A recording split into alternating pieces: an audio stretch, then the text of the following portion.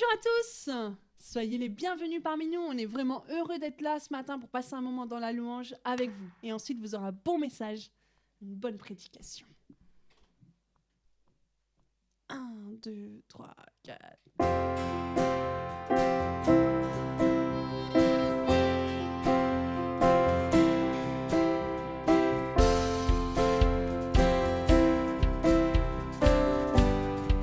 Dieu, tu es bon.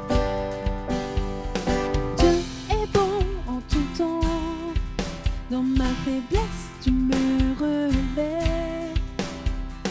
Ta fidélité me renouvelle. Chaque jour, chaque matin, en toi seul est mon espérance. Tu es mon Dieu, tu es ma gloire.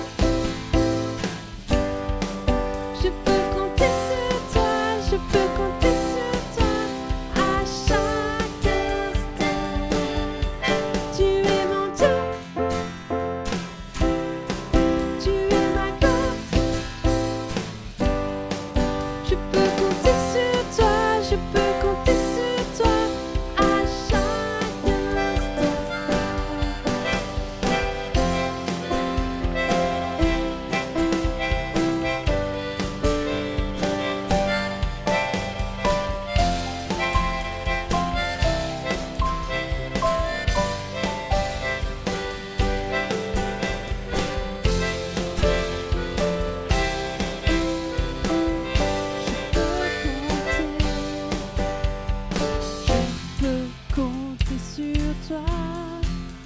Je peux compter sur toi. Je peux compter sur toi à tout temps. Je peux compter sur toi. Je peux compter sur toi. Je peux compter sur toi en tout temps. Je peux compter sur toi. Je peux compter sur toi. Je peux compter sur toi en tout temps, car tu es mon Dieu. Tu es mon Dieu. Tu es ma gloire. Je peux compter sur toi. Je peux compter sur toi à chaque instant. Je peux compter sur toi. Je peux compter sur toi à chaque instant. Seigneur, merci parce que nous pouvons compter sur toi. Jésus, merci parce que tu es notre guide. Tu es notre rocher, Seigneur, notre lumière. Oh, oh, eh, eh, eh, eh. Oh, oh, oh, eh, eh, eh. Oh, oh, eh, eh. Oh, oh, oh.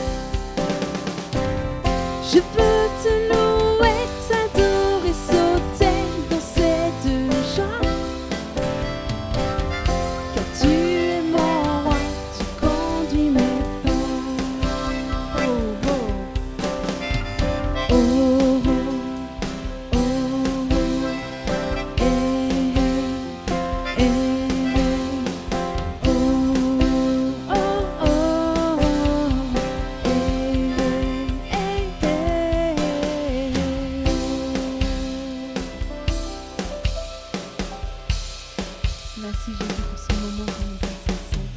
Et merci pour ce temps de prédication que nous allons avoir aussi.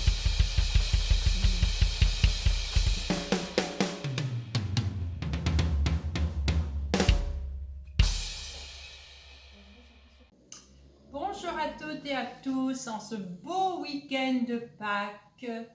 Qu'est-ce que c'est Pâques? Pâques, c'est la mort et la résurrection de notre Seigneur Jésus-Christ, mort pour toute l'humanité. Car Dieu a tant aimé le monde qu'il a donné son Fils unique afin que quiconque croit en lui ne périsse point, mais qu'il ait la vie éternelle. C'est une merveilleuse nouvelle. Et ce matin, nous voulons vous partager sur le thème de Jésus, toujours en action. Toujours en action, même aujourd'hui. Il l'était hier, il est aujourd'hui et il le sera toujours. Alors, je prends l'évangile de Matthieu au chapitre 28 et je lirai du 1er verset au 10e verset. Après le sabbat, à l'aube du premier jour de la semaine, Marie de Magdala et l'autre Marie allèrent voir le sépulcre. C'étaient les amis de Jésus. Et voici, il y eut un grand tremblement de terre, car un ange du Seigneur descendit du ciel, vint rouler la terre et s'assit dessus. Acte surnaturel. Son aspect était comme l'éclair et son vêtement blanc comme la neige. Et là, nous pouvons voir la gloire de Dieu.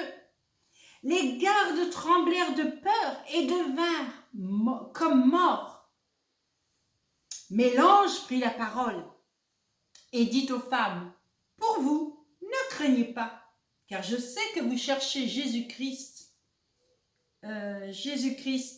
crucifié. Il n'est point ici, il est ressuscité, comme il l'avait dit. Venez, voyez le lieu où il était couché, et allez promptement dire à ses disciples qu'il est ressuscité des morts. Et voici, il vous précède en Galilée. C'est là que vous le verrez. Voici, je vous l'ai dit, pardon. » Elles s'éloignèrent promptement du sépulcre, avec crainte et avec une grande joie. Elles coururent porter la nouvelle aux disciples. C'est merveilleux cette attitude-là. Et voici, Jésus vint à leur rencontre et dit, « Je vous salue. » Elles s'approchèrent pour saisir ses pieds et elles l'adorèrent. Pourquoi firent-elles cela? Parce qu'elles ont reconnu que c'était Jésus crucifié, ressuscité. Alors Jésus leur dit, « Ne craignez pas, allez dire à mes frères de se rendre en Galilée, c'est là qu'ils me verront. » Quelle merveilleuse histoire nous avons là devant nos yeux. Et c'est pas une utopie, mais c'est pas une fable, mais c'était une réalité et elle est encore une réalité de nos jours.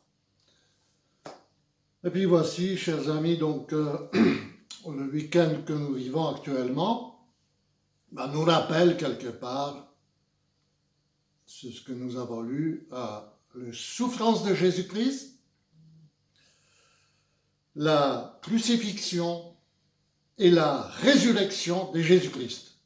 Et c'est ce que vous avez vu, Jésus, son corps, lui-même, il n'est pas resté dans la sépulcre, mais il est ressuscité. Donc, parce qu'il est ressuscité, par sa résurrection, il a vaincu, il a détruit complètement la mort. Et la mort n'a plus le pouvoir sur lui. Et très vite, voilà, Jésus se met en action. Il n'est pas resté dans la mort. Il est vivant et il marche, il avance. Il a une vision, des projets, des éléments prophétiques. Et puis ensuite, donc, il va rencontrer les dames, les femmes, c'est-à-dire les deux maris, voilà. Et puis il leur donne déjà la première recommandation, et donc il est déjà en marche.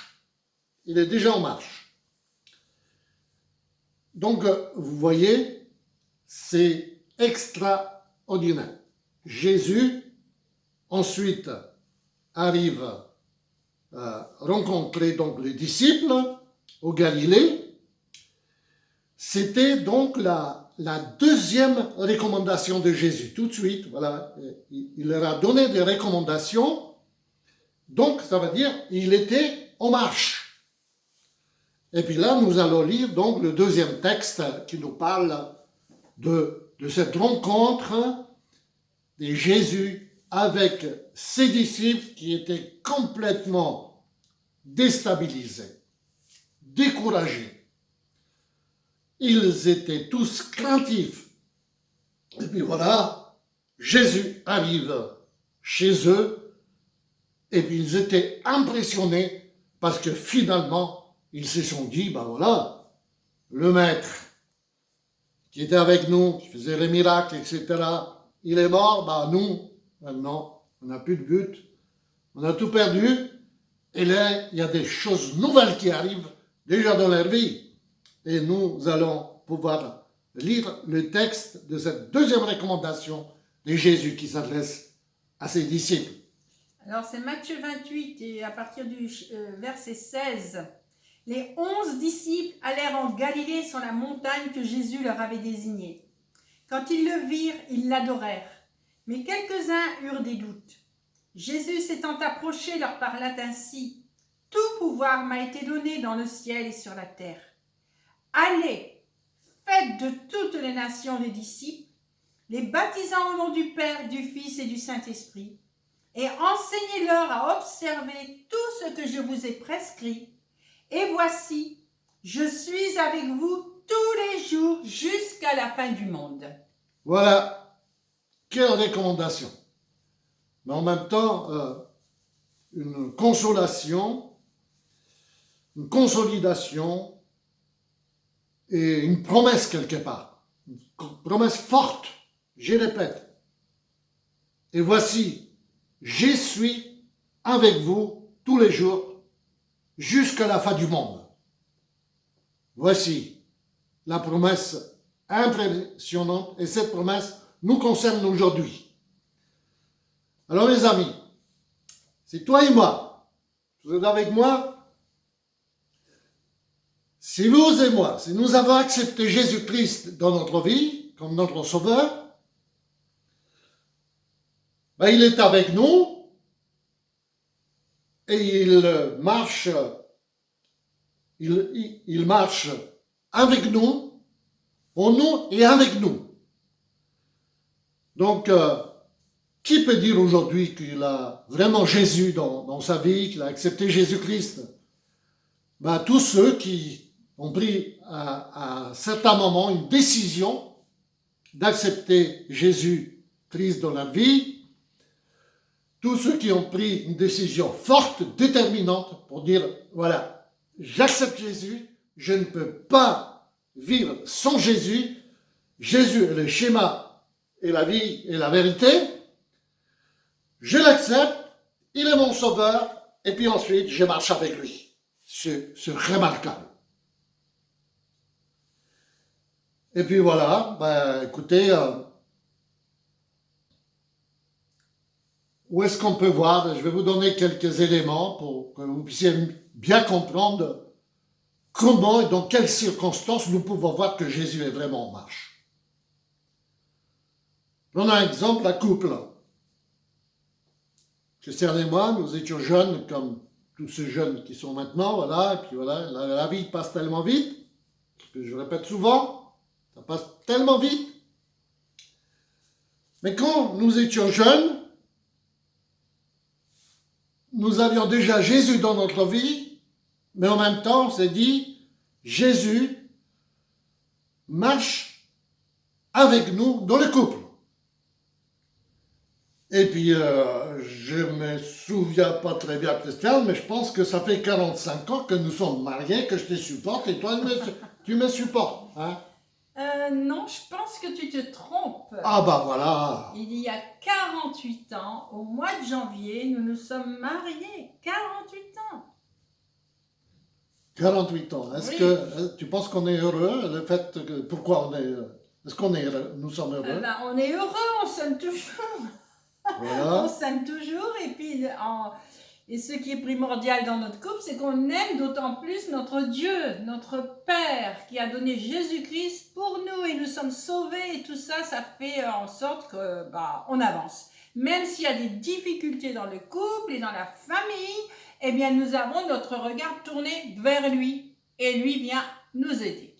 Voilà, malgré les difficultés, malgré les combats que nous avions, il y en avait tellement dans notre vie, Satan quelquefois se déchaînait contre nous par différents événements et tout ça, mais là, parce que Jésus était en nous, puisque Jésus marchait avec nous, alors nous avions tous eu des victoires. Nous avons eu des problèmes de santé, des problèmes terribles, voilà, et Jésus contrôlait notre situation, notre vie, parce qu'on lui a donné tout à fait la liberté. On lui a dit, Jésus, prends soin de nous.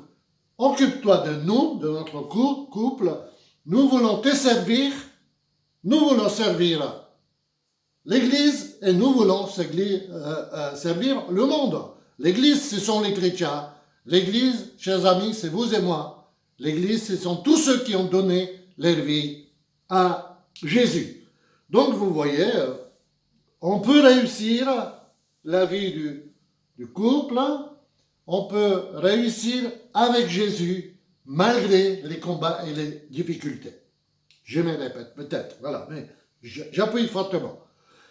Ensuite, donc je vous ai parlé d'un couple, oui, la famille, nous étions un couple au départ, deux jeunes gens qui se retrouvent, on est tous les deux très beaux, hein, Christiane était belle, voilà, bon, elle est toujours belle, pardon, voilà. Et puis nous avons eu des enfants, ça devient une famille.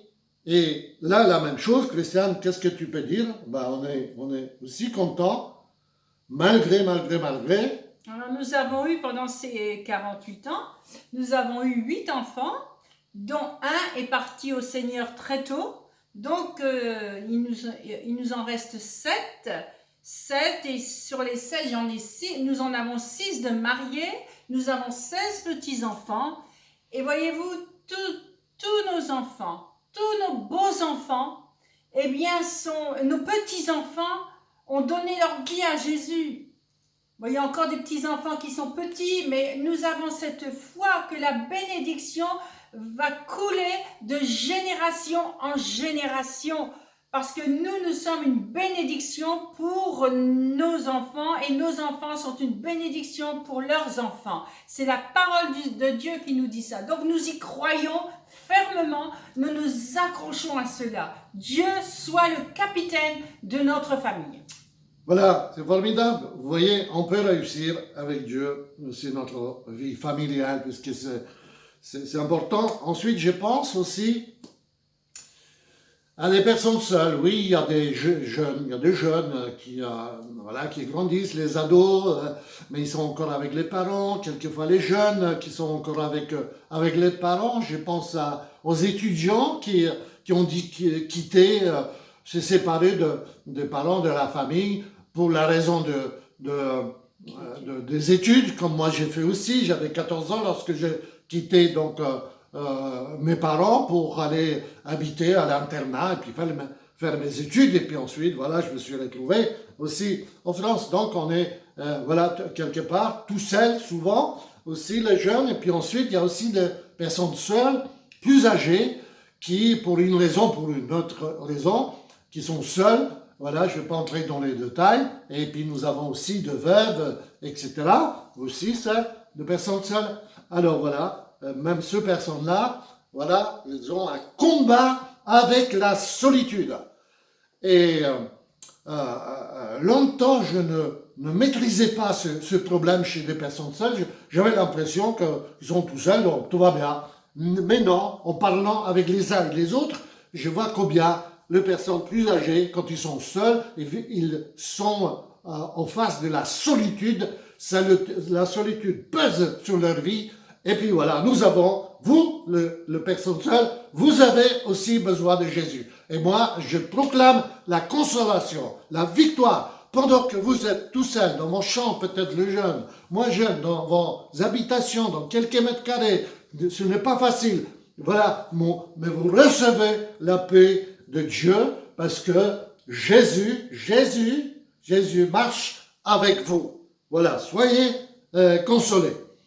Ensuite, qu'est-ce qu'on peut... La liste, elle est longue, j'ai juste pris quelques éléments. Un exemple, la crainte aussi. Il y a tellement de gens qui ont la crainte, qui ont peur, et sont déstabilisés voilà, par cette situation dans laquelle nous vivons.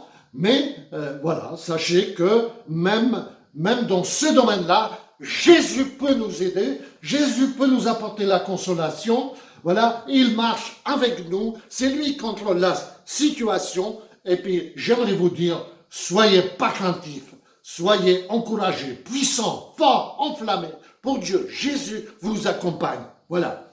Ensuite, je pense aussi à pas mal de personnes qui ont déjà des difficultés de finances. Parce que vous savez, quand on vit voilà, déjà dans la justesse financière, c'est tellement juste déjà, c'est pas toujours facile pour tout le monde.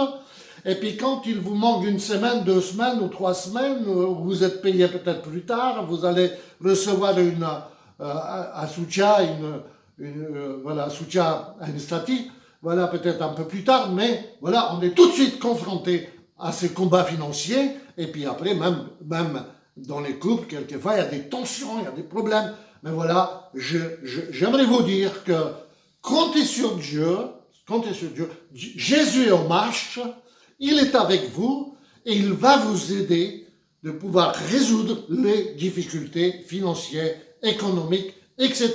C'est Dieu qui contrôle tout. Donc, je pense aussi aux personnes malades, voilà.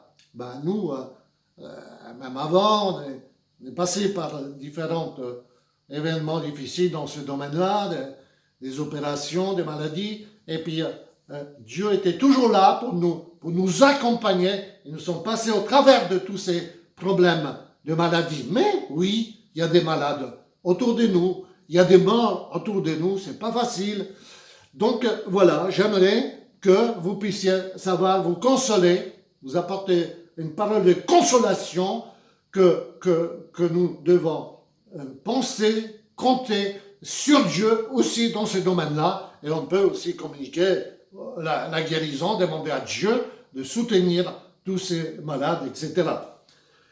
Je pense aussi au salut, voilà, donc je vous ai expliqué, voilà, vous voyez, on a l'impression que c'est facile pour tous ceux qui ont accepté Jésus, voilà, oui, même dans les problèmes, dans les difficultés, il nous accompagne, mais si tu entends ce message-là, et tu ne comprends pas ce message, parce que tu ne sais pas ce que ça veut dire avoir Jésus en toi, Jésus en nous, ah ben c'est le moment, justement, pour que tu puisses réfléchir, puisses mettre quelque part ta curiosité et s'intéresser à la parole de Dieu, de ne pas rester isolé dans ta philosophie personnelle, mais tu peux recevoir Jésus, il peut venir dans ta vie, et puis ensuite tu verras, tu vas faire le chemin avec lui. Il marchera avec toi. Je vais te dire, vous ou toi, vous qui n'avez pas encore Jésus-Christ dans votre vie, je vais vous donner un exemple, comment et de quelle manière quelqu'un a accepté Jésus, même dans un contact par le téléphone. Moi, j'ai beaucoup d'expériences comme ça, j'ai conduit pas mal de personnes aussi à Jésus par téléphone, mais je pense à Julia et Noémie, un jeune couple, voilà, Julia, elle n'a pas longtemps, il a donné sa vie à Jésus, je ne sais pas si c'est 2-3 ans par là, voilà, et il m'a envoyé un message et nous allons vous lire ce message de Julia, comment il a pu, ici maintenant, il y a quelques jours, conduire quelqu'un à Jésus, pour que cette personne puisse avoir aussi Jésus dans sa vie, et puis faire la marche avec Jésus. Voilà, donc nous allons lire son message, tout simplement. Antoine, tu as donné un témoignage ce matin sur un jeune homme qui a donné sa vie à Jésus par téléphone. Sachez qu'il s'est passé exactement la même chose hier pour moi. Une amie qui habite à Gap a été poussée à m'appeler et elle a donné sa vie au Seigneur Jésus. Elle ne savait pas comment le faire. Je l'ai conduite à Christ par téléphone. La preuve que Dieu continue son œuvre. Je l'ai mise en contact avec une amie qui habite la même ville et elles se verront très bientôt. Voilà, c'est formidable. Le plus grand miracle qui existe dans notre vie, c'est lorsque nous donnons notre vie à Jésus. Nous passons de la mort à la vie. Donc, passer de la mort à la vie, c'est une résurrection en Jésus-Christ. Donc voilà, vous pouvez aussi bénéficier de cette faveur de Dieu parce que Dieu a envoyé Jésus sur cette terre pour sauver l'humanité. Je pense aussi à quelqu'un qui a des mauvaises pensées, même des pensées impures, impureté, voilà, un mélange. Tu as déjà donné ta vie à Jésus, mais voilà, les combats sont là et Dieu ne te juge pas, nous on ne te juge pas. Et tout simplement, la même chose, tu peux dire à Jésus, Jésus, je prends une décision, je vais faire la marche avec toi, je veux que tu sois en marche dans ma vie, je vais te libérer de mes mauvaises pensées, de mes mauvaises attentions, etc. Et je vais devenir libre, heureux, rempli de la paix de Dieu. Voilà, je pense à quelqu'un qui a des problèmes au niveau de la famille, de mauvais contacts, de relations sont complètement négatifs, mauvaises, etc. Il y a des jugements et puis la même chose. Tu peux laisser Jésus entrer dans ta vie, dans cette situation. Tu peux faire la marche avec Jésus et puis détruire toutes les forteresses des ténèbres qui détruisent nos vies, qui détruisent les couples, les familles, etc. En Jésus-Christ, nous avons la victoire. Chers amis, il y avait encore une recommandation, une recommandation forte et puissante de la part de Jésus envers le disciple. C'était quand il a dit aux disciples, allez à Jérusalem, restez à Jérusalem, ne vous éloignez pas de Jérusalem, et là vous allez recevoir le Saint-Esprit, une promesse de Dieu, pour être équipé, fortifié, rempli du Saint-Esprit, d'une puissance surnaturelle, pour pouvoir détruire les oppositions, les forteresses des ténèbres, les attaques diaboliques, et Dieu, en nous donnant cette force, cette puissance, fait de nous des soldats puissants, solides. Voilà, j'étais heureux de pouvoir partager ces pensées avec vous, puis avec Christiane, on est tellement heureux, on est tellement content, on aime bien les âmes, les amis, on aime bien l'Église, et je vous remercie, voilà, de nous avoir écoutés. Et puis maintenant, nous allons prier pour déposer devant Dieu tous ces problèmes. Donc, tous ces éléments que j'ai présentés, les couples, la famille, la solitude, la crainte, les finances, le salut, les pensées impures, tout ça, voilà, vous déposez tous ces problèmes, toutes ces difficultés devant Jésus maintenant. Vous pouvez faire peut-être même un geste, voilà, juste lever la main peut-être. Juste lever les yeux vers le ciel, peut-être s'agenouiller, peut-être même s'allonger devant la face de Dieu, s'humilier pour dire « Jésus, j'ai besoin de toi. Jésus, j'ai besoin de faire le chemin avec toi parce que c'est toi qui es mon Seigneur et ma victoire. Et puis le moment viendra où nous vivrons éternellement dans ta présence. » Prions ensemble, invoquons le nom de Jésus. Cher Saint-Esprit, viens au nom de Jésus, toucher chacune de ces personnes qui nous écoutent maintenant et qui vont nous écouter encore plus tard. Que chaque combat spirituel soit détruit complètement au nom de Jésus. Que tu puisses avoir une victoire. On ne sait pas ce qui va se passer demain. Mais la victoire Merci, Seigneur, est ta pour grâce, maintenant. À Seigneur. cet instant-là, Victoire. reçois maintenant. Merci, Reçois maintenant. Jésus. Au nom de Jésus, Alléluia. une bénédiction Oh, gloire. surnaturelle et tu marcheras dans la victoire. Alléluia. Merci. Ah, je vais demander à clôturer ces moments, cette réunion avec Christiane, ma chère femme, que j'aime beaucoup. Oh Seigneur, nous te rendons grâce et nous te bénissons pour ces moments que nous avons pu passer devant ta face, Seigneur, et de pouvoir, Seigneur Jésus, donner des conseils, Seigneur Jésus, venant de ta parole, Seigneur. Et je te prie particulièrement pour ces moments par lesquels nous passons, Seigneur. Tu bénis chaque personne, Seigneur Jésus. Tu bénis chaque famille, Seigneur. Tu bénis notre gouvernement, Seigneur. Tu bénis notre pays, Seigneur. Tu bénis les nations, Seigneur, parce que c'est toi qui es au contrôle, Seigneur. Oui, oui, Tu oui. contrôles toutes choses, Seigneur. Alors toute cette situation, nous la remettons devant ta face et nous te demandons d'agir. Oh, D'agir avec la puissance de ton Saint-Esprit, Oh. Seigneur. Tu pénètres dans chaque foyer, Seigneur. Et tu fais du ménage là où il faut faire du ménage, Oh, Seigneur. Tu consoles là où il faut consoler, Seigneur. Tu guéris quand il faut guérir, Seigneur. Père éternel, tu es Oh, tout-puissant. Jésus. Et nous comptons sur ta grâce, sur ta bonté, sur ta miséricorde, Seigneur. Oui, Père Seigneur. éternel, nous t'aimons et nous voulons, Seigneur Jésus, aimer aussi notre prochain, Seigneur, et lui apporter le salut, apporter la bénédiction, la guérison, la délivrance en Au ton nom de nom, Jésus. Père. Au nom de Jésus, sois loué, sois béni, Père. Au nom de Jésus, Amen. Dieu t'ordonne Sois puissant. que tu sois puissant. Amen. Bye bye. Au revoir.